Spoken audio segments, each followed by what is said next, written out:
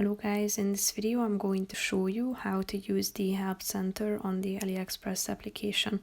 But first I just want to mention, don't forget to subscribe to my channel because at 100,000 subscribers I am going to show you my whole YouTube revenue statistics and growth strategy, how to make money online. Now let's jump into it. First of all, open the app on your phone, tap on the account button down below and tap on help center within the services section.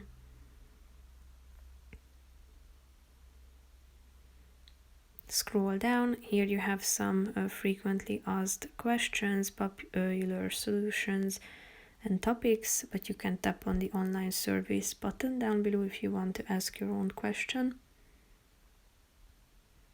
Tap on the this question box down below, type in your question and tap on the send button so that you will be able to